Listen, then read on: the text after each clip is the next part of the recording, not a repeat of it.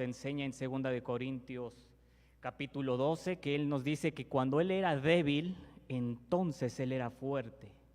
Y en su debilidad Él encontró fortaleza, Él encontró poder, y ese poder lo encontró en la persona del Señor Jesucristo, que le daba fuerza para seguir adelante. Pero en las dos clases vimos que el Señor no nos va quitando en los problemas, pero nos va ayudando en medio de ellas. Y el día de hoy vamos a ver el Salmo 55 y quisiera hacerle 3 preguntas. La primera pregunta es: piense en la persona que más ama y que esa persona lo traicionara. ¿Cómo se sentiría? La persona que más ama y esa persona lo traiciona. ¿Cómo se sentiría? Ahora piense en su hijo, si tiene la bendición de tener hijos, piense en aquel hijo y que su hijo se rebele de tal forma que quiera hasta matarlo. ¿Cómo se sentiría? Ahora piense que esos 2 sucesos pasan al mismo tiempo. ¿Cómo se sentiría? Es lo que estaba viviendo el rey David en el Salmo 55. Su amigo consejero Aitofel lo traiciona y es parte de la conspiración contra su reinado, y su hijo Absalón se rebela y lo persigue hasta matar. Los sentimientos que el rey David tiene es decepción, traición, amenazas de muerte, preocupación, conspiración de su reino, angustia, violencia, lucha, iniquidad, malicia, opresión, engaño, y todo este hecho estaba abrumando el corazón del rey David. Por eso él tenía deseos de huir, él tenía deseos de escapar, él ya no quería continuar. Y él dice en el Salmo 55, versículos 6 y 8, las siguientes palabras. Y él dice: y dije, ¿quién me diese alas como de paloma? Volaría yo y descansaría. Ciertamente huiría lejos, moraría en el desierto, me apresuraría a escapar del viento borrascoso de la tempestad. El salmista empieza con un clamor de dolor en el Salmo 55. Ora al Señor para que le muestre su favor, expone su tristeza y sus temores. En el versículo 1 y 2, él dice las siguientes palabras: escucha, oh Dios, mi clamor, y no te escondas de mi súplica. Está atento, respóndeme, clamo en mi oración y me conmuevo. Esta frase, y me conmuevo, quiere decir que el rey David se agitaba grandemente. Connota un sentimiento de ansiedad, de angustia. El rey David estaba sufriendo de tal forma que tenía ansiedad, que tenía angustia en su corazón. ¿Por qué estaba él así? El versículo 3 al 5 nos dice lo siguiente: a causa de la voz del enemigo, por la opresión del impío, porque sobre mí echaron iniquidad y con furor me persiguen. Mi corazón está dolorido dentro de mí y terrores de muerte sobre mí han caído. Temor y temblor vinieron sobre mí y terror me ha cubierto. Él dice, echaron iniquidad. Esta frase quiere decir que sobre él habían planeado malvadamente, una tras otro, un plan tras otro tenían sobre el rey David. Y Absalón lo había amenazado de muerte, según 2 de Samuel capítulo 15. Y toda esa conspiración planeada por Absalón y por Aitofel, temblaba el rey David ante esas amenazas, ante las amenazas de su hijo. La pregunta es: ¿en qué momento el rey David perdió el corazón de su hijo Absalón de tal forma que ahora quisiera hasta matar su propio padre? Todo lo que estaba sucediendo era la cosecha del rey David, de lo que él había sembrado. Todo empieza en 2 de Samuel capítulo 12. Acompáñenme por favor a 2 de Samuel capítulo 12, versículos del 7 al 11.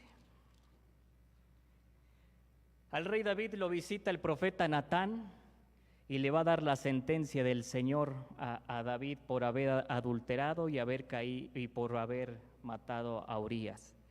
Y el profeta Natán en el versículo 7 le dice: entonces dijo Natán a David: tú eres aquel hombre. Así ha dicho Jehová, Dios de Israel: yo te ungí por rey sobre Israel, y te libré de la mano de Saúl, y te di la casa de tu señor y las mujeres de tu señor en tu seno.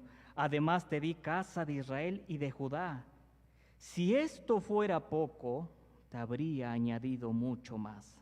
¿Por qué, pues, tuviste en poco la palabra de Jehová, haciendo lo malo delante de sus ojos? A Urías heteo heriste a espada, y tomaste por mujer a su mujer, y a él lo mataste con la espada de los hijos de Amón, por lo cual ahora no se apartará jamás de tu casa la espada, por cuanto me menospreciaste, y tomaste la mujer de Urías heteo para que fuese tu mujer.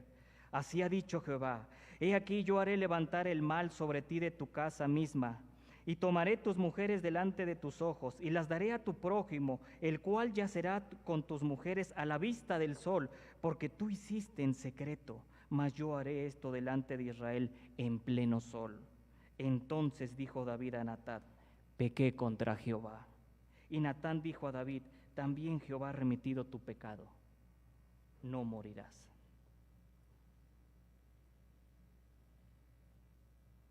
Al pecar el rey David, menospreció y tuvo en poco la palabra del Señor cuando adulteró con Betsabé, y en su desesperación estaba ocultando su pecado, y de tal forma que hasta mató a Urías, su comandante y jefe, esposo de Betsabé.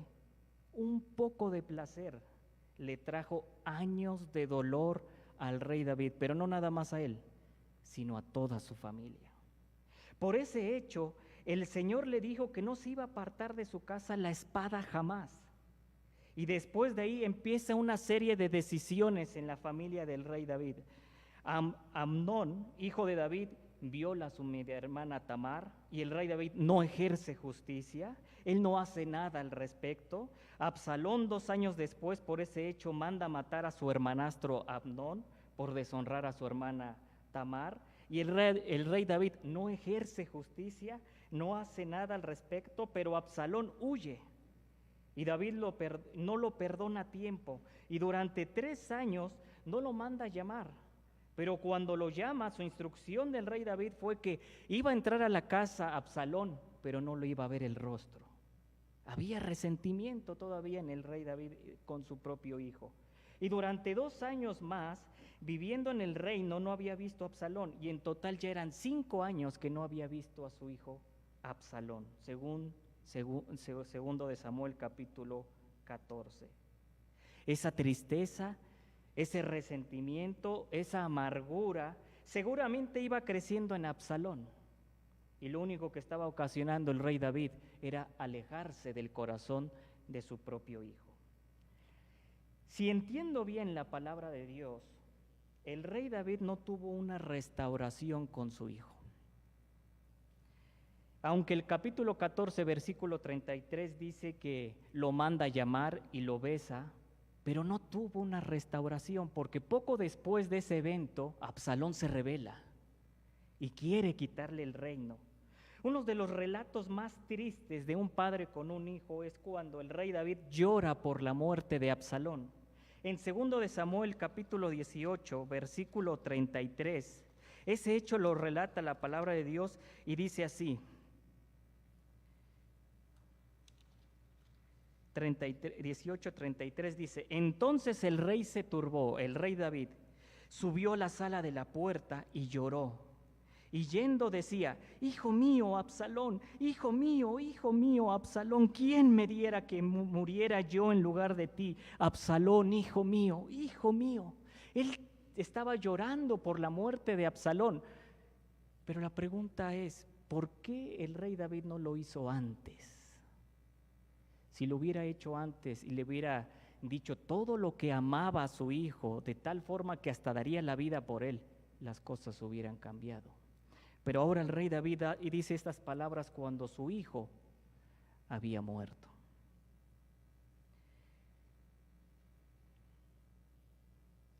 qué gran responsabilidad tenemos como padres en cuidar el corazón de nuestros hijos. Que el Señor nos ayude en esa gran labor. Entonces, en 2 de Samuel capítulo 15, empieza la conspiración contra el reino de David. Su consejero ahora se une a Absalón, traiciona y traicionándolo y violando su pacto de consejero fiel. Al rey David le dolió en su corazón la traición de su íntimo amigo, el consejero Aitofel. El versículo 12 y 14 del Salmo 55 dicen así acerca de Aitofel. El rey David dice: porque no me afrentó un enemigo, la cual lo habría soportado, ni se alzó contra mí el que me aborrecía, porque me hubiera ocultado de él, sino tú, hombre, al parecer íntimo mío, mi guía, mi familiar, que juntos comunicábamos dulcemente los secretos y andábamos en amistad en la casa de Dios. David y Aitofel iban a adorar juntos a Dios, pero ahora lo traiciona. Se va con su hijo. El rey David escribe acerca de Aitofel en el Salmo 41:9. Él dice también las siguientes palabras. Salmo 41:9 y dice: aún el hombre de mi paz, habla de Aitofel, en quien yo confiaba, el que de mi pan comía, alzó contra mí el calcañar. La traducción Biblia de las Américas, este texto lo dice: aún mi íntimo amigo, en quien yo confiaba, el que de mi pan comía, contra mí levantó su pie, contra mí levantó su calcañar. Las palabras del rey David describen mejor la intensidad de su dolor, de esa traición, en el versículo 20 y 21 del Salmo 55. Él dice: extendió el inicuo sus manos, habla de Aitofel, con los que estaban en paz con él, habla de él mismo, violó su pacto. Los dichos de su boca son más blandos que mantequilla. Él era su consejero. Pero guerra hay en su corazón. Suaviza sus palabras más que el aceite, mas ellas son espadas desnudas. Había dolor, había tristeza por esa traición, pero el rey David había cosechado lo que había sembrado. Aitofel era su íntimo amigo, lo traiciona, pero también el rey David traicionó a su fiel comandante y jefe, Urías, tomando a su esposa Betsabé y después matándolo. Lo que él cosechó ahora, lo que él había sembrado ahora lo estaba cosechando. Los enemigos de David en el Salmo 55 era su íntimo amigo y su hijo Absalón. Sin duda el rey David era un hombre valiente, un hombre de guerra. Lo vemos con los filisteos ante Goliat, con los moabitas, con los sirios, pero con su hijo Absalón desfallece su corazón. Se desmorona emocionalmente.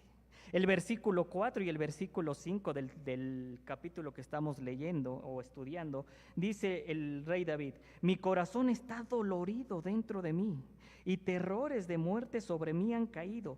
Temor y temblor vinieron sobre mí, y terror me ha cubierto. Los planes constantes de su hijo y de Aitofel lo aterrorizaban. Y él tiene respuestas a esa carga. Él enumera una lista de cargas de lo que estaba viviendo en ese hecho en 2 de Samuel capítulo 15 al 18. Él dice sus palabras del versículo 1 al versículo 4 de este salmo. Él utiliza las palabras clamo, me conmuevo que habíamos dicho que se agitaba grandemente, que había ansiedad, había dolor. Nos muestra que el rey David no estaba controlando sus emociones. Cuando los problemas nos abruman, empiezan los temores. Y los temores van a la mano de la ansiedad, de la preocupación, del estrés. ¿Pero qué es ansiedad? Según el griego, la palabra ansiedad viene del griego kopos, que significa corte, Connota reducción de fuerzas, hay un corte de energía, pero también significa cuidado de previsión, que connota en tener un cuidado obsesivo de las cosas, que en lugar que te den paz, te perturba la mente. La ansiedad reduce las fuerzas, hay una sobrecarga, porque las inquietudes del mañana las traes en el presente y estás sobrecargado. La ansiedad es un pensar constante sobre algo, son esos pensamientos intrusivos. La ansiedad es una preocupación, hay una inquietud en tu corazón. Otra palabra que me llama la atención es preocuparse. Preocuparse viene del prefijo pre, que significa antes de ocuparse, preocuparse. Antes de que te ocupes, la gente ya está preocupada. Por eso Filipenses capítulo 4, versículos del 6 al 7, el apóstol Pablo dice, no te afanes por nada estéis afanosos, sino sean conocidas vuestras peticiones delante de Dios en toda oración y ruego, con acción de gracias, y la paz de Dios, que sobrepasa todo entendimiento, guardará vuestros corazones y vuestros pensamientos en Cristo Jesús. En Cristo Jesús. Estamos viviendo en un mundo cada vez más ansioso. El siglo XXI dicen que crece la ansiedad, crece la depresión, crece el estrés. Los psiquiatras dicen que en 5 años aumentó millones de farmacéuticos para la elaboración de tranquilizantes. Las enfermedades relacionadas con el estrés en la nación de Estados Unidos le cuesta $300 mil millones cada año por facturas médicas y por pérdida de productividad. Dicen que las cosas que nos preocupan, el 40% de ellas nunca pasa, el 40%. El 30% de ellas ya pasaron. El 12% que nos preocupan son por críticas. El 10% es por salud y el 8% son de problemas reales. Según las estadísticas, el 82% de las preocupaciones son irreales, no existen. El libro de Ansiosos por Nada, de Max Lucado, cita al psicólogo Robert Lee, y este psicólogo dice, y cito, el niño promedio de hoy en día exhibe el mismo nivel de ansiedad que el paciente de psiquiatría promedio de la década de los 50. Ahora el problema ya no es el adulto, sino la niñez. Hay algo que es preocupante y alarmante. Otra reacción del rey David, aparte de que él tenía ansiedad, él tenía fugas, y esas fugas son los deseos de huir. El miedo lo estaba aterrorizando, de tal forma que él quería huir, quería escapar, tenía deseos de huir, ya no soportaba toda la carga que tenía. Y él dice en el versículo 6 y el versículo 7 lo siguiente, y dije, ¿quién me diese alas como de paloma? Volaría yo y descansaría. Ciertamente huiría lejos y moraría en el desierto. El doctor Paul Thorney describe en su libro La sanidad para las personas, en un capítulo llamado Fugas, dice lo siguiente, y cito, cuando un hombre no se siente lo suficientemente fuerte, cuando está desesperado por resolver algún problema vital de su vida, instintivamente intenta ocultar su derrota con la huida. El ser humano, cuando se siente derrotado, débil, tiende a huir, a esconderse, a escaparse, ya no continuar. Este mismo doctor dice que hay 2 tipos de fugas, fugas del pasado y fugas del futuro. Las fugas del pasado son los deseos de huir con recuerdos en el pasado constantemente. Son las personas que están pensando en su pasado constantemente y recuerdan esa época dorada donde ellos se sentían felices, donde se sentían alegres. Ellos huyen en el pasado. Pero también hay fugas del futuro, que las personas que tienen los deseos de huir sobrellevan el estrés de distintas maneras. Unos se refugian en el alcohol, en las drogas, en otro químico, pero cuando se va el efecto, el estrés continúa, el estrés sigue. Hay otros que sus fugas del futuro son con el exceso de trabajo, quieren trabajar más para olvidarse, para escapar, otros intentan irse de compras, pero el deseo de huir está ahí.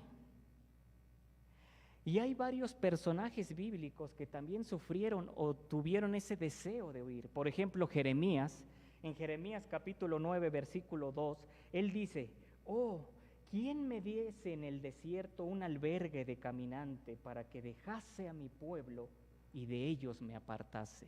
Él tenía carga del pueblo, él ya no quería continuar, él quería huir. También lo vemos con Elías. Interesante lo de Elías, porque mata a muchos profetas de Baal, pero cuando una mujer lo amenaza, él quiere huir de esa amenaza. En Primera de Reyes, capítulo 19, del 1 al 4, dice eso acerca de Elías. Acab dio a Jezabel la nueva de todo lo que Elías había dicho o hecho, de cómo había matado a espada a todos los profetas. Entonces envió Jezabel a Elías un mensajero diciendo: así me hagan los dioses y aún me añadan, si mañana a estas horas yo no he puesto tu persona como la de uno de ellos. Viendo Elías este peligro, se levantó y se fue para salvar su vida, y vino a Beerseba, que estaba en Judá, y dejó allí a su criado. Y él se fue por el desierto un día de camino, y vino y se sentó debajo de un enebro, y deseando morirse dijo: basta ya, oh Jehová, quítame la vida, pues no soy mejor que mis padres. Tuvo deseos de huir por una amenaza. Las cargas lo estaban sobrellevando, que él ya no quería continuar. También lo vemos con Moisés, cuando el pueblo de Israel constantemente tenía quejas, tenía reclamos, se quejaba del pan, se quejaba de que no tenía carne, se quejaba del desierto, se quejaba, y Moisés ya no aguantaba más. Y en el libro de Números él dice lo siguiente: no puedo yo soportar a todo este pueblo que me es pesado en demasía. Si así lo haces tú conmigo, yo te ruego que me des muerte, si he hallado gracia en tus ojos, que yo no vea el mal. Moisés también tenía deseos de huir, ya no quería continuar por toda esa carga, por todos esos reclamos del pueblo de Israel. Y el rey David también estaba sufriendo de esas cargas y él tenía deseos de huir. Otra respuesta de las cargas que el rey David vemos en los versos, él se estaba amargando en su corazón. En el versículo 9 al versículo 11, él dice lo siguiente: destrúyelos, oh Señor, confunde la lengua de ellos, porque he visto violencia y rencilla en la ciudad. Día y noche la rodean sobre sus muros, e iniquidad y trabajo hay en medio de ellas, maldad en medio de ellas, y el fraude y el engaño no se apartan de sus plazas. Versículo 15, que la muerte les sorprenda, desciendan vivos al Seol, porque hay maldades en sus moradas, en medio de ellas. Él utiliza varias palabras en estos versos que nos van mostrando la amargura que él iba teniendo: destrucción, iniquidad, malicia, que la muerte lo sorprenda. Esa frustración y esa amargura que estaba sintiendo estaba ocasionando desearle la muerte a sus enemigos. Hebreos capítulo 12, versículo 15 nos dice: mirad bien, no sea que alguno, dejando de alcanzar la gracia de Dios, que brotando alguna raíz de amargura os estorbe, y por ella muchos sean contaminados. Uno tiene que cuidar su corazón de la amargura. El enojo va subiendo de escalones. Comienza con un disgusto y luego pasa por el enojo, después llega la amargura, después a la ira, después a la gritería, pero va aumentando, va aumentando. Pero también el rey David nos enseña el remedio de las cargas. Y él cambia su actitud. Él hace algo que hace recuperar la paz mental, la paz emocional que él necesitaba en ese momento, y quizá alguno de nosotros necesitamos en este momento. El versículo 16 y 17, el rey David dice: en cuanto a mí, A Dios clamaré y Jehová me salvará. Tarde y mañana y mediodía oraré y clamaré y Él oirá mi voz. Él oirá mi voz. El rey David regresa a sus hábitos de oración. Según los usos y costumbres del pueblo de Israel, ellos oraban 3 veces al día, al amanecer, en la tarde y en la medianoche. Eso también lo encontramos en Daniel capítulo 9, versículo 6, cuando Daniel también tenía esos hábitos, oraba 3 veces al día y apunta al amanecer, en la tarde y en la medianoche. El rey David regresa a su hábito de oración y él confía en Dios y él dice, Dios me va a escuchar, Dios me va a salvar. Y en el versículo 22, el rey David también dice, echa sobre Jehová tu carga y Él te sustentará. No te dejará para siempre caído al justo. La palabra echar, según el hebreo, viene de la palabra shalak, que tiene varios significados, pero algunos de ellos es, según la concordancia Strong, es lanzar, arrojar fuera, hacia abajo o lejos, dejar caer.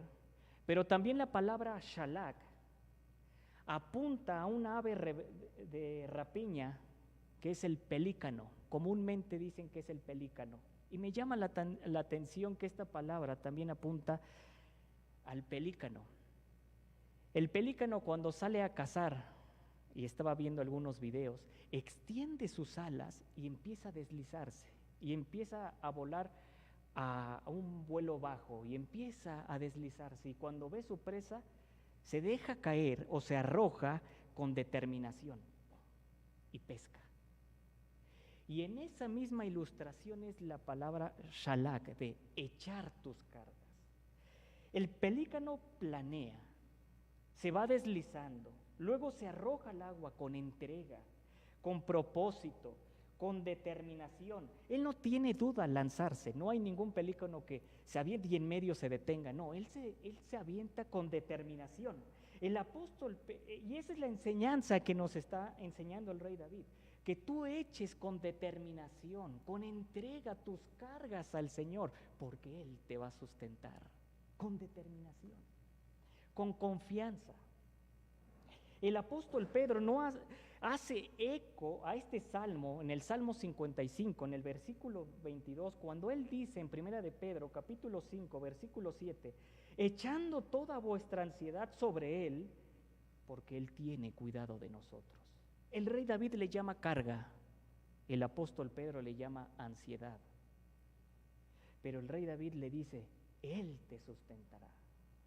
Es interesante que el Señor no promete quitar las cargas. Y en las otras clases vimos que Él no promete quitarte la circunstancia. A veces lo hace, pero Él no promete eso. Él promete que te va a sustentar en medio de ellas. Él te va a ayudar. La promesa es que nos va a ayudar a sobrellevarlas. En esa carga y huida o escape del rey David, vemos que Dios le dio un lugar donde reposar.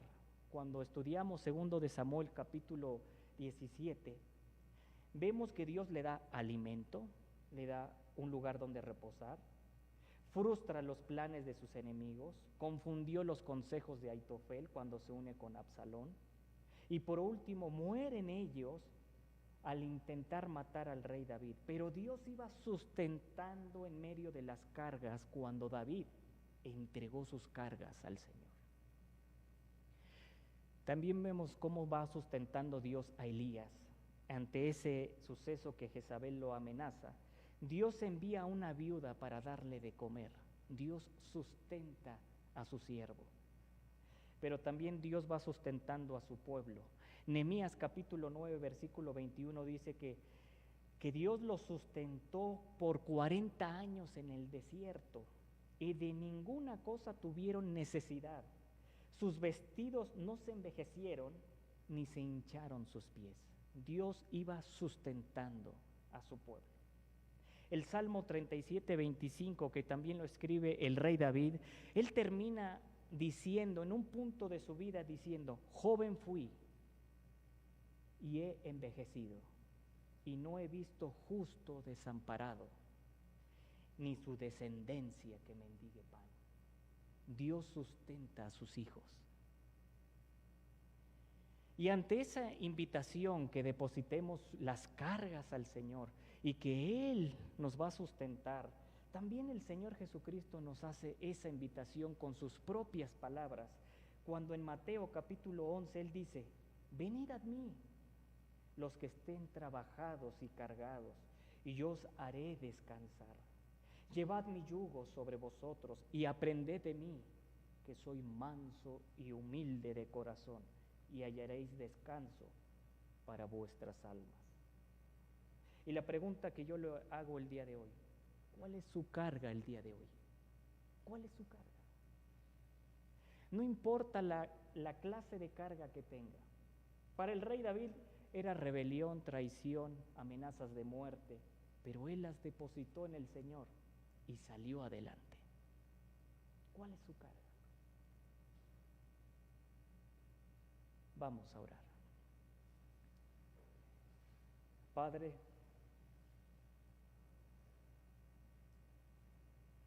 encontramos dirección a través de tu palabra, Señor. Nos enseñaste o nos recordaste una vez más que tenemos que descansar y depender absolutamente de ti, con toda plena confianza, Señor, que tú nos vas a sustentar, que tú nos vas a sacar y seguir adelante de las cargas que tengamos. Yo no sé cuáles sean las cargas que tengan mis hermanos o de los que nos están escuchando, pero tenemos esa esperanza y esa confianza y esa promesa que tú nos vas a sustentar. Pero tú demandas de nosotros una acción, en echar nuestras cargas sobre ti.